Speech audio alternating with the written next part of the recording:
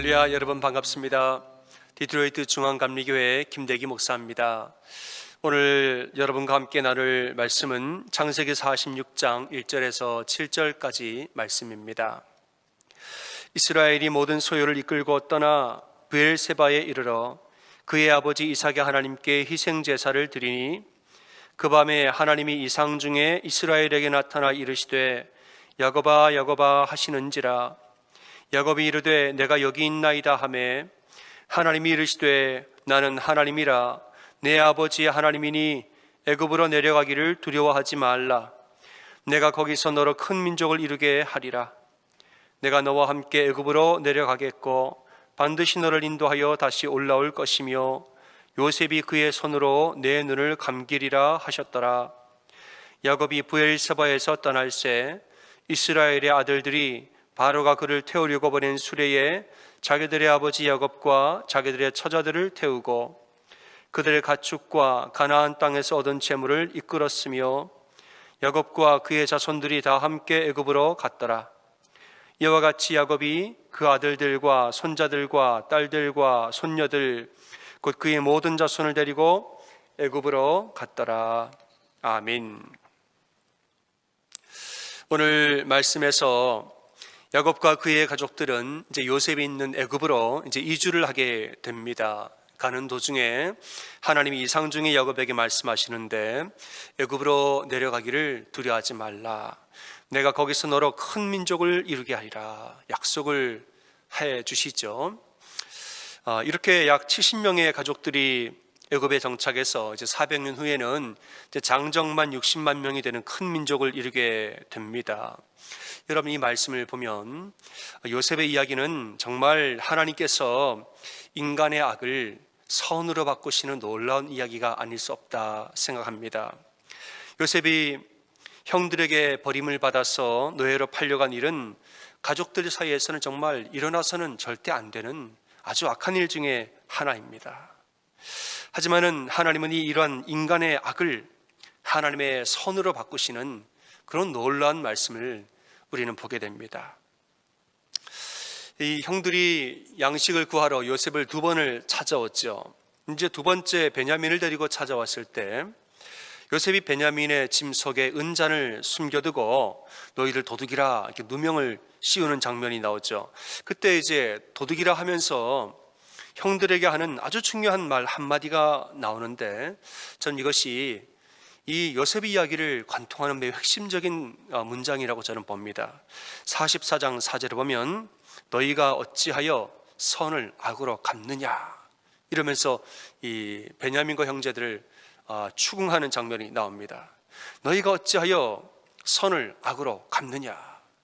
그러니까 요셉 애굽의 총리가 너희들에게 얼마나 융숭한 대접을 해주었는데 왜 은잔을 훔쳐서 우리가 베푼 선을 악으로 갚느냐.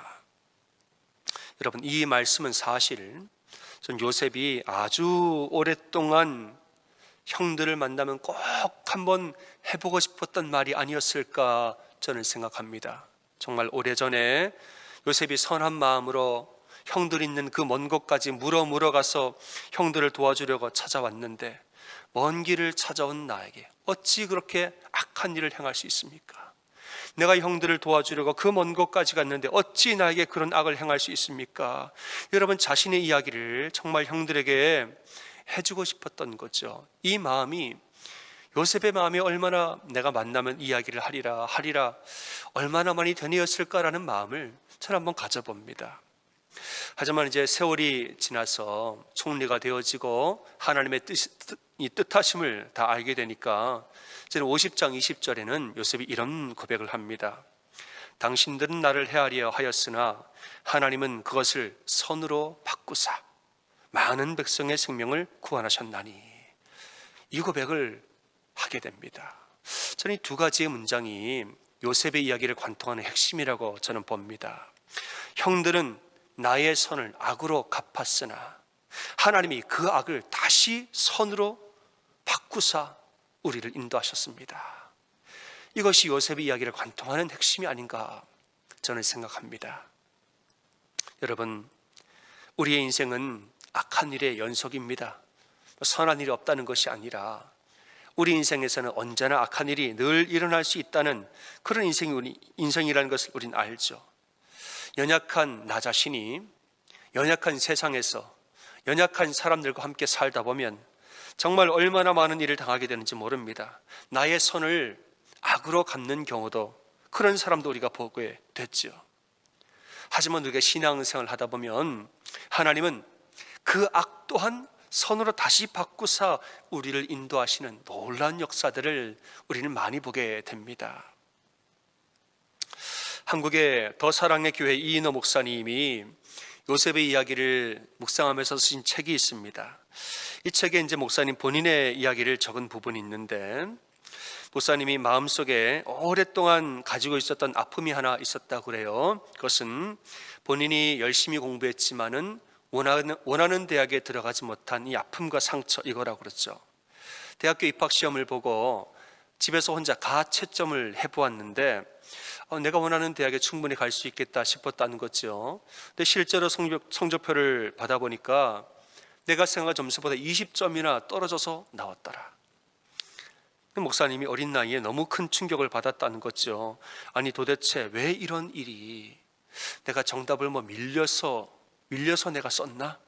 도대체 내가 무슨 실수를 했길래 20점이나 낮게 나왔을까? 이건 아무도 해결할 수 없는 질문이죠. 오랜 세월이 지나도 그 이유를 도무지 알 수가 없었습니다. 그래서 마음에 원치 않던 대학에 들어갔는데 거기에서 CCC 선교단체 간사님을 만나고 거기서 믿음의 형제들을 만나고 그 캠퍼스에서 자기 인생 전체를 바꾸는 예수님과의 운명적인 만남이 일어났다라고 고백을 하고 있습니다. 그리고 돌아보면 이 대학 생활은 내 인생에서 가장 찬란하게 채색된 시간이었다 말하죠. 캠퍼스 전체가 은혜로 가득 찬 강물 같았고 나 자신은 그 은혜에 잠겨서 헤엄치는 행복한 물고기였다. 자기 대학생을 이렇게 고백을 합니다. 이제 세월이 지나서 목사님이 이제 그 가운데 콜링을 받아 목사님이 되시고 어느 날은 말씀을 묵상하는데 누가복음 5장을 묵상하십니다. 베드로가 갈릴리에서 고기를 잡는데 밤새도록 수고해도 잡지를 못했습니다. 공허한 마음으로 이제 그물을 짚고 있는 차에 예수님이 이제 오시게 됐죠. 그리고 배를 육지에서 조금 떼기를 청하시고 그리고 배 위에 올라가서 해변에 모인 사람들에게 설교를 하시더라. 설교를 한 다음에는 깊은 데로 가서 고기를 잡아라. 그런 기적적으로 아주 어마어마한 고기를 잡게 되는 경험을 하게 됩니다. 베드로는 기적을 체험합니다. 이 말씀 묵상하면서 목사님 질문합니다. 왜 그날 베드로는 고기를 잡지 못했을까? 이 실패에 주님이 개입하셨나? 이런 묵상을 하다 보니까 드는 마음이, 베드로가 그날 고기를 많이 잡았다면 예수님이 아마 그 배에 탈 자리가 없었을 거다. 예수님이 내가 배에 좀 타자 하는데 내 배는 고기가 많아서 예수님 다른 배 알아보십시오. 예수님은 그 배에 올라타지 못했을 것 아니냐. 그리고 베드로 자기 힘으로 고기를 많이 잡았다면 예수님이 고기를 잡게 하시는 기적을 체험할 수가 없는 것이죠. 이 묵상을 하던 중에 주님이 목사님 마음에 말씀을 했다는 거야. 이거 봐라, 얘야, 너희의 그때 학창시절의 실패는 우연이 아니란다. 나와의 만남을 위한 필연이란다. 그러니 너는 더 이상 후회도 하지 말고 자책도 말고 아쉬워하지도 마라. 그 아침에 말씀을 묵상하다가 목사님이 너무 은혜를 받아서 눈에서 뜨거운 눈물이 흘러내렸다라 그랬죠. 그 순간에 마음속에 남아있던 상처와 아픔이 씻겨 내려가고 이 깊은 곳에 자리 잡았던 이 열등감도 한순간에 씻겨졌다, 이렇게 말을 합니다.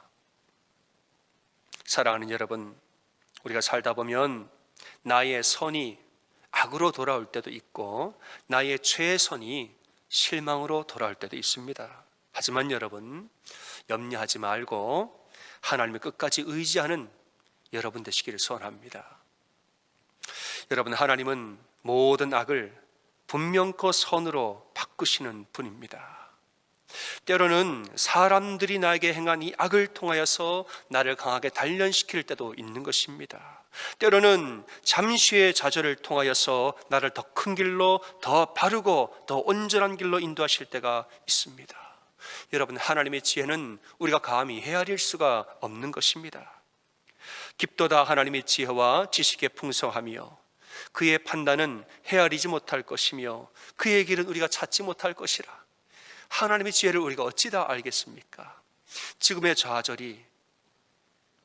좌절과 낙담 가운데, 이 악한 일 가운데 하나님 나를 어떻게 쓰시는 선한 계획이 있는지 여러분, 우리로서는 알 수 없습니다. 다만 이유는 다 알 수 없지만 그럼에도 불구하고 하나님은 하나님이시라. 사랑하는 여러분, 우리가 무슨 일을 당하든지 하나님은 모든 것을 합력하여 분명코 선으로 인도하시는 분임을 꼭 믿고 사시기를 소원합니다. 우리가 알거니와 하나님을 사랑하는 자, 곧 그의 뜻대로 부르심을 입은 자들에게는 모든 것이 합력하여 선을 이루느니라. 여러분, 중요한 것은 우리가 첫 번째 하나님을 사랑하는 것, 두 번째 그의 뜻대로 사는 것입니다. 하나님을 사랑하는 자, 그의 뜻대로 부르심을 입은 모든 자들에게는 이 모든 일을 합력하여 선으로 인도하시느니라. 여러분, 어떠한 악한 일을 당하여도, 어떠한 절망의 낙담의 일을 당하여도 첫째, 하나님을 믿으시기를 바라고 하나님 사랑하시기를 바라고, 둘째는 그의 뜻대로 사시기를 소원합니다. 요셉이 이 모든 과정을 통과하여 정말 선한 인생을 살게 된 것은 늘 하나님과 함께함이라. 여호와께서 그와 함께 하심으로 그가 하는 모든 일이 형통하였더라. 여러분, 어떤 일을 당하여도 그 어려움이 흔들리지 말고 정말 믿음으로 살고 하나님과 동행하며 정말 끝까지 기도하며 사는 그 여러분과 우리 모두가 다 되어지기를 주님의 이름으로 축원합니다. 아멘. 함께 기도하겠습니다. 하나님을 사랑하는 자, 곧 그의 뜻대로 부르심을 입은 자들에게는 모든 것이 합력하여 선을 이루느니라. 부족한 내가 부족한 세상에서 부족한 사람들과 함께 살다 보니 나의 선이 악으로 돌아오고 나의 최선이 실망으로 돌아올 때도 많지만은, 그럼에도 불구하고 우리가 분명껏 신뢰하고 믿는 것은 우리 하나님 살아계십니다. 하나님, 믿음이 없이는 하나님을 기쁘시게 하지 못하나니 하나님께 나아가는 자는 반드시 그가 계신 것과 또한 자기를 찾는 자들의 상 주시는 이심을 믿어야 할지니라. 이 분명한 믿음 가지고 하나님 믿고 늘 기도하고 하나님과 동의하는 이러한 우리 모든 성도들, 이러한 복된 하루 사는 우리 심령 다 되게 도와주시옵소서. 예수님 이름으로 간절히 기도드립니다. 아멘.